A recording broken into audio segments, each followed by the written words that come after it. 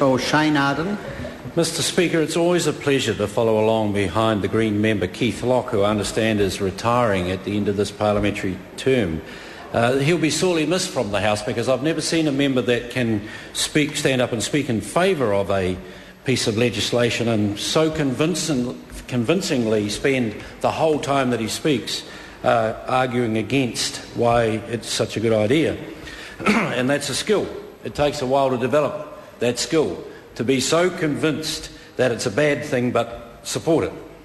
Mr Speaker, the reason this has come about, the Sentencing Aggravating Factors Amendment Bill, is simply because there has been an increasing number of crimes against officers in the course of their duty, whether he or she is a police officer or a corrections officer or whatever other jurisdiction they may be in. And there is a long list of assaults against officers suffering all sorts of quite substantial bodily harm, cuts, attacks on police officers in Hamilton and Dunedin and various other places mentioned here. And so, as a result of that, Mr Speaker, the government, as part of its manifesto, part of its, election campaign to the public on becoming the government in the first instance, said that we were going to take a close look at things related to law and order and do something about that what had become a growing issue as far as the public were concerned. So the purpose of this bill is to ensure that the fact that an offence was committed against a police officer or prison officer acting in the course of his or her duty is taken into account as an aggravating factor at sentencing. And the notion is, and hopefully it will be successful, that this will be taken into account before criminals decide to take the law into their own hand and start attacking those that are there and charged, as the previous speaker said, with looking after the wider good of the public and the wider good of the community in the course of their duty. And I've no doubt, Mr Speaker, that if the judiciary pick up and take on board what the Parliament is suggesting they should, that longer sentences or more stiffer sentences might come about as a result of that.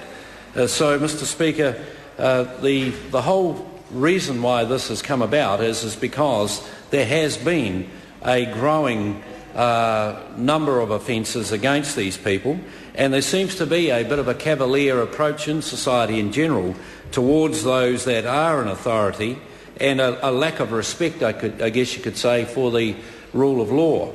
And so hopefully this will send the message. I know from my own experience and from years of studying, case study, I guess, in the Parliament and outside the Parliament, that you can't solve violence with violence. But society has to set some standards, has to put in place some bottom line, I guess, that if those who choose to challenge that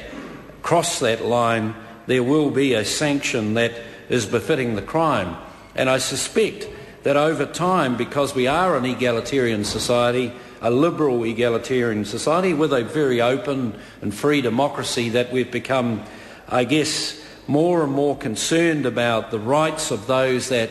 have been the perpetrators of crime as opposed to the victims of it. And a rebalance is necessary. And it's not a political comment, because if you look at what has started to develop on both sides of the Parliament in terms of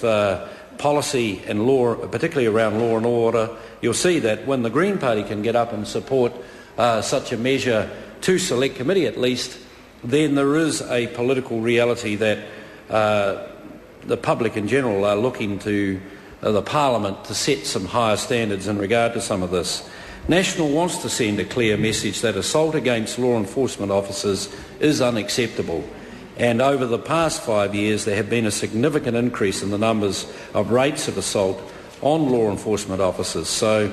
Mr Speaker, with those comments, I look forward to the process going through the Law and Order Select Committee, which I'm a member of, and I'll listen with great interest to those that raise concern, the Law Society and other submitters that may submit on this bill, and we'll take into account as we go through that process, any of the concerns that they may have. It is a simple bill, as the previous speaker mentioned, and so there isn't a great deal of alteration that could take place in such a simple bill, but there may be some areas,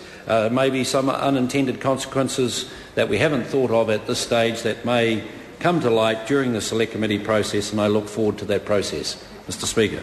Mr Speaker. I call Carmel Sipalone.